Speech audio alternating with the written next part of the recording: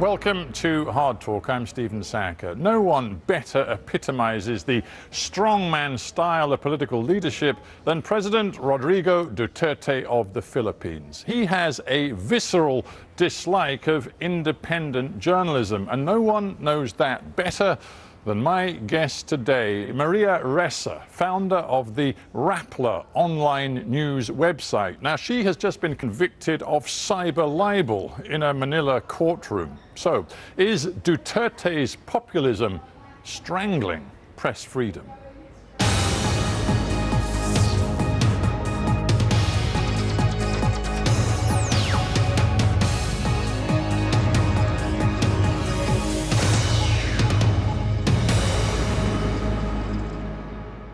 Maria Ressa in Manila, welcome to Hard Talk. Thanks for having me, Stephen. Let's start with your personal situation. You have, earlier this month, been convicted on this charge of cyber libel, as they're calling it. Has it changed things for you?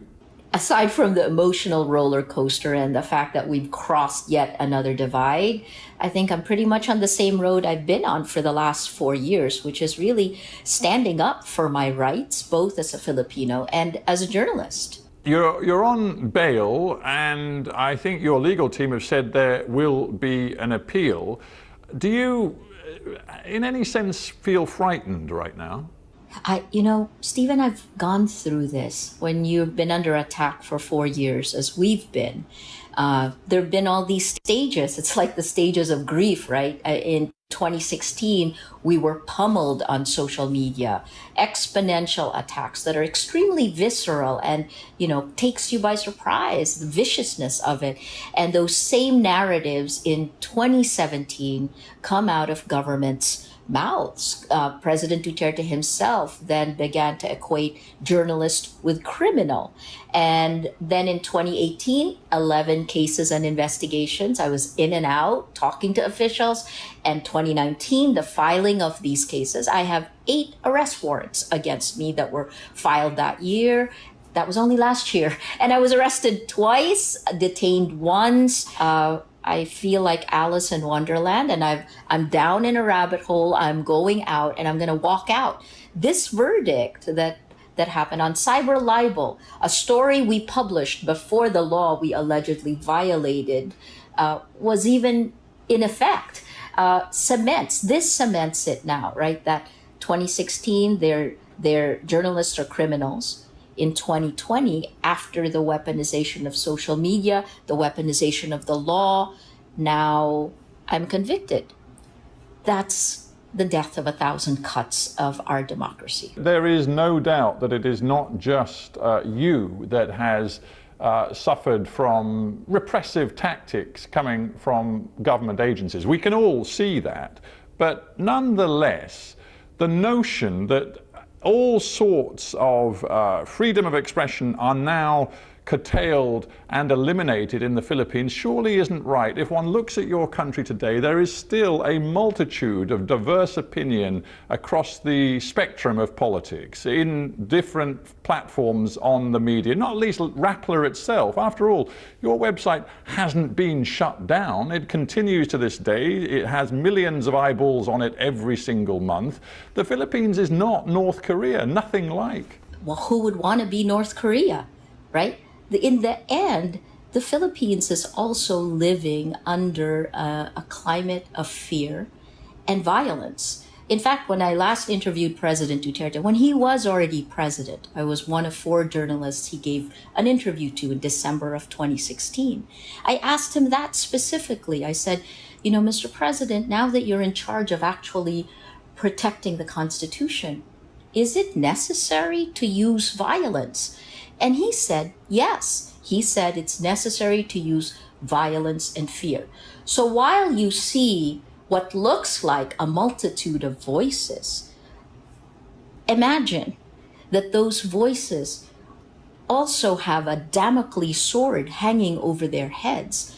During our pandemic, people were, based on their posts on social media, people were arrested. I think there's a good veneer of legality for all of these, but we've certainly felt the walls closing in.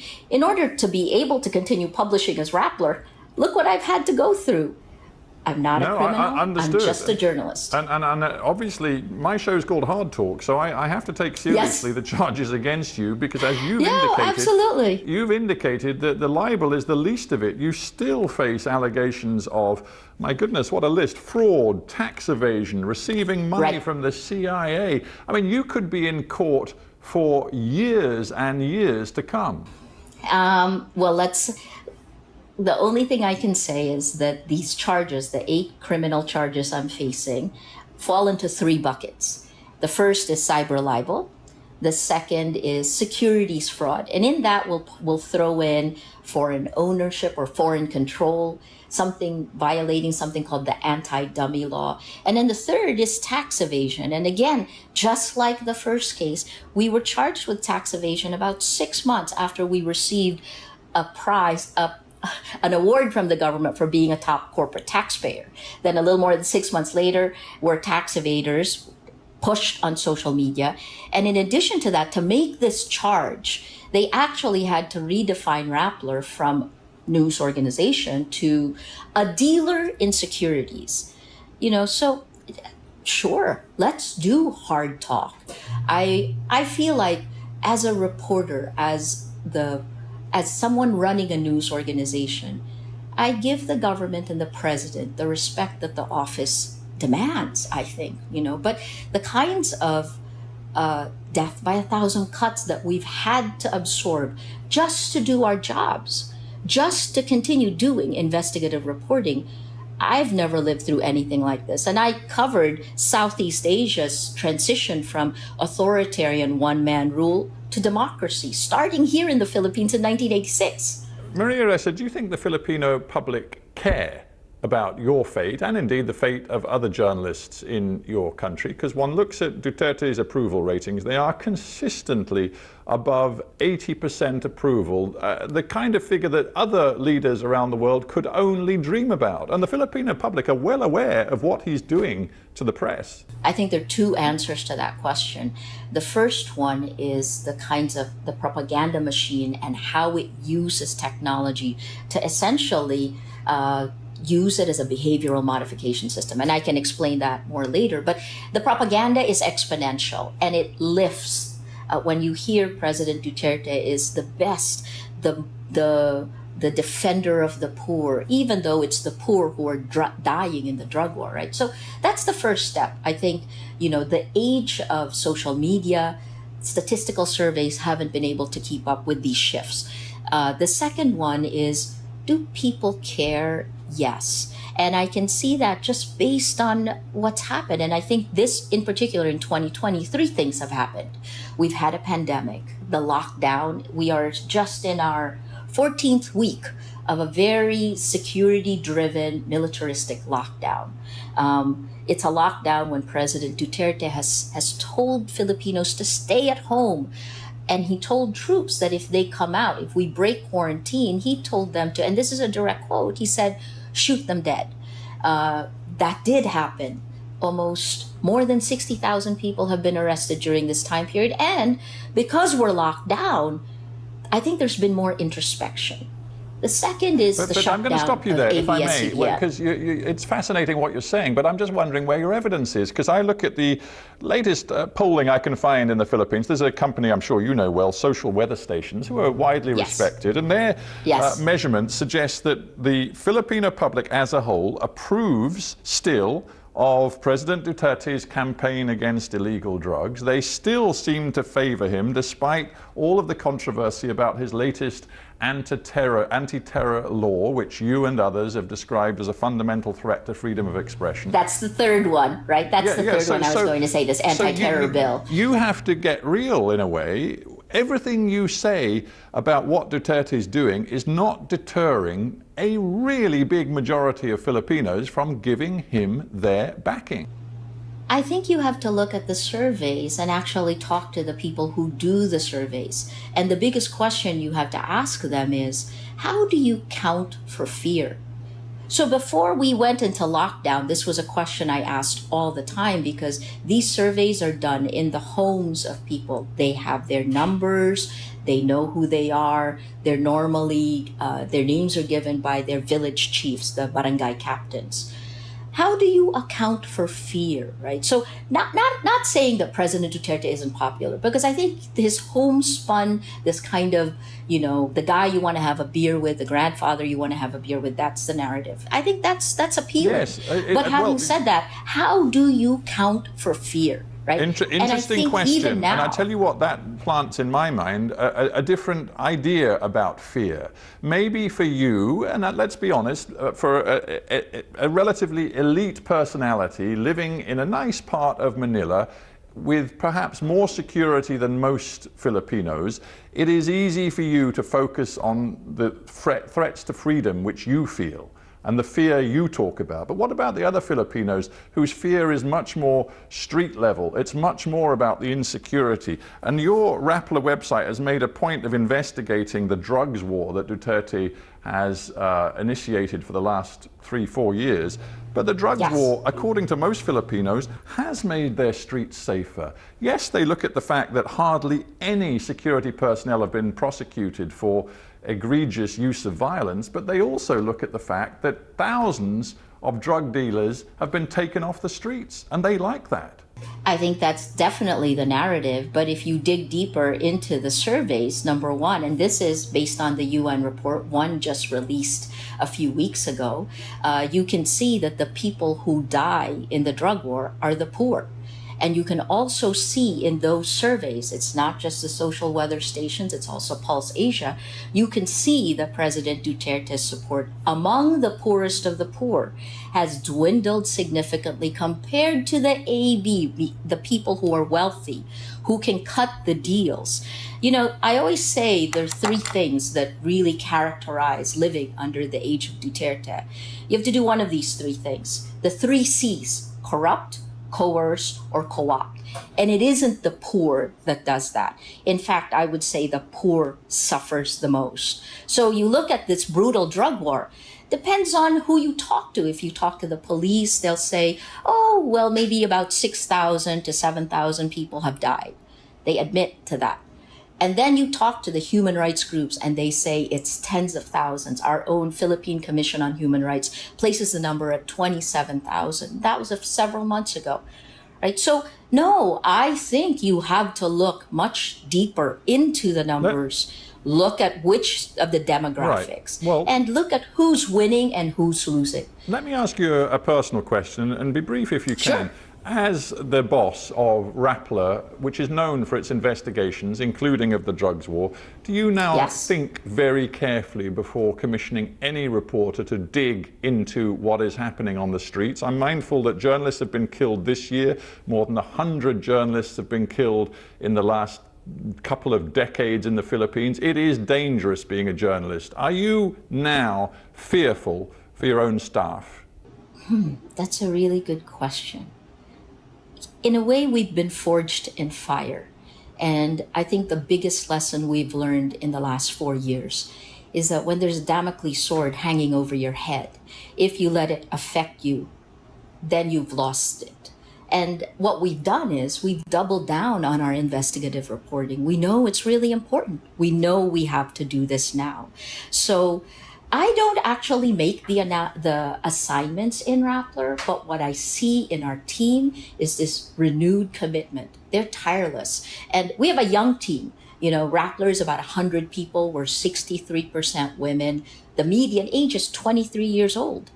The reporter that President Duterte bullied, like he basically faced her down, she was like 26 years old when he did that. So no, I think that I don't have to encourage Rappler to do investigative reporting. I think they're doing it on their own. And all I'm trying to do is keep the sky from falling. Let's talk about international reaction and response to what is going on in the Philippines right now. We have international NGOs like Amnesty International condemning what they call, quote, a policy of large-scale murdering enterprise, they call it. We had, as you said, the UN Human Rights Office report referring to near impunity offered to Philippines security personnel. But what we also see is that consistently over the last 4 years, Donald Trump, for example, has referred to President Duterte as his friend. We see a very close relationship developing between Duterte and the Chinese government. And we see, for example, that the International Criminal Court, which appeared to be ready to investigate what was happening in the Philippines, has essentially been neutralized because the Philippines has refused to recognize its legitimacy. The international community, frankly, has let you down, hasn't it? I wouldn't say that. What I would say is that the Philippines is punching above its weight in terms of determining the geopolitical power balance. You know, it really is. When President Duterte took office by September, so he took office in May 2016. By September 2016, he was in Beijing.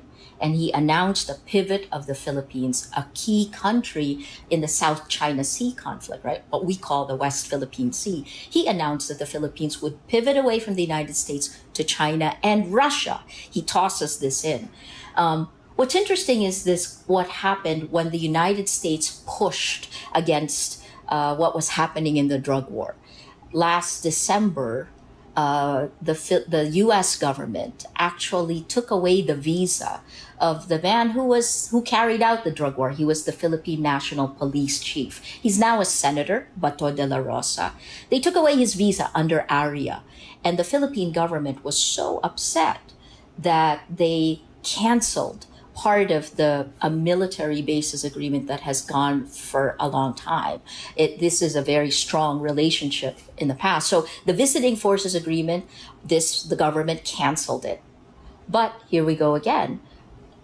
Just this month, the Philippine government gave notice that they were not going to cancel that, and it's back up. So my point, well, you're making my point for me, that whatever the detail of difficulties, geostrategic difficulties in a relationship between the United States and the Philippines, in the end there seems to be a sort of brotherhood feeling between Donald Trump and Rodrigo Duterte. And it's not surprising, given that they are, you could argue, populists of a similar style. They have contempt for much of the media, which we've discussed. They both seem to see journalists, quote unquote, as enemies of the people. And they both, it is true to say, have found a way of communicating through social media, through using Twitter and Facebook platforms in a way that politically is extraordinarily successful. I would agree with you.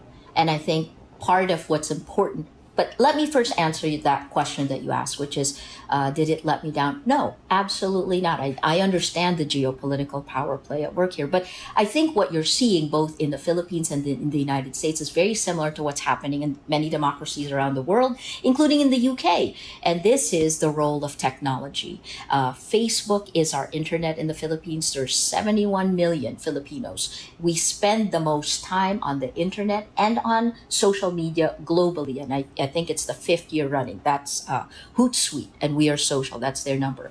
So what's happened is this kind of astroturfing of manufactured consensus, the manipulation of the public at mass scale using Facebook has happened here in the Philippines. You asked about the popularity of President Duterte. That's partly buoyed by a propaganda machine that we got clobbered for exposing in 2016. But Maria, I'm going to have to interrupt, because that's so what you are suggesting is that democracy doesn't work anymore. If you are talking about, quote unquote, manipulated public opinion, as you've just done, then you're undermining and delegitimizing the notion that the people have a right to choose their governors. If you're saying that their opinions are somehow fake or false, where is democracy? That's exactly what I'm saying, that democracy is essentially dead. And part of what killed it are social media platforms that have become behavioral modification systems.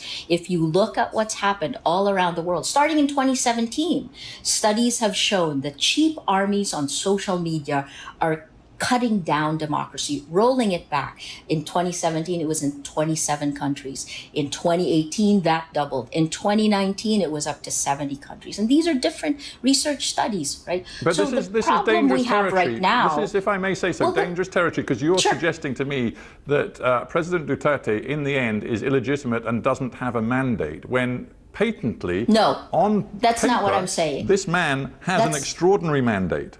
That's not what I'm saying. What I'm saying is, first of all, he doesn't have an extraordinary mandate. He was one of 5 presidential candidates. He had, out of 61 or 62 million voters, he had 16 million votes. That's what elected President Duterte. That's okay. Of 5, he won the majority of the 5, right?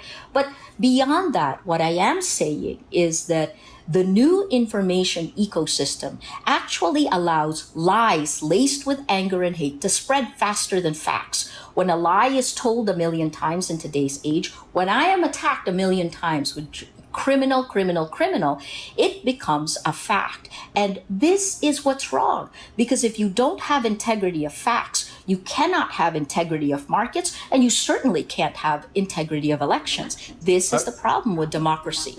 A final thought then. I'm very mindful that you returned to the Philippines from the United States after the People Power Revolution of, I believe it was 1986, and you made your life in the Philippines after that.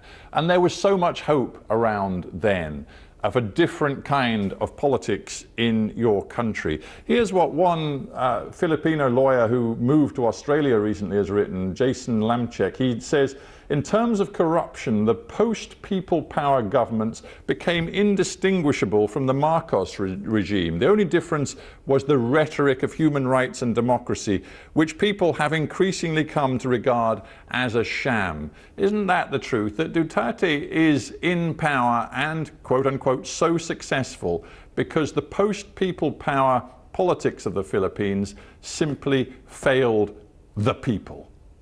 I think I would agree that post-people power was a failure. We had endemic corruption. We replaced one set of leaders with another who then created their own. I mean, we've always said there are 8 oligarchical families, but the difference is this, right? The trickle-down effect didn't trickle down. There was a perfect storm, and this happened globally. This is part of the reason you're seeing a trend back to a form of, I would say, almost fascism, right? Because liberal democracy didn't deliver its promise. But having said that, we should not be moving the other direction. And that is the challenge to every democracy here. Part of what's enabled that is social media. When the gatekeepers, the journalists, the news organizations used to be gatekeepers, we kept the public sphere. We all agreed on the facts. Now that the gatekeepers are tech companies, the abdication of that responsibility has had huge impact. And what we're seeing now is the growth of, oh my gosh, I'm even going to say almost like fascism all around the world. And this is scary for me here in the Philippines because we're one of the first signatories for the UN Declaration of Human Rights. And yet I see Filipinos, things I would have thought would have been unbelievable. Filipinos are saying it's okay to kill. Filipinos saying that, democracy doesn't work. Maybe it doesn't. But I guess this is where I would like to see Filipinos weigh in. We shouldn't look away. We should make an active choice. And when you see your rights getting pushed back, I personally saw my rights being violated when that happens, are we going to accept that? Because then that will fundamentally change democracy. So maybe we should. Yeah, so we have to end, but I'm just thinking, never mind the threat of prison now hanging over your head, you continue this fight. It's not just about prison. The journey is the battle, because I think there's so much more at stake. If it was just me, I would, I'd be quiet. Why not? But there's so much at stake for us right now. I became a journalist in 1986, and I'm a journalist today. I am at my most senior, and I want to make sure that I do the right thing for democracy, for journalism. Maria Ressa, thank you very much indeed for being on Hard Talk. Thanks for having me.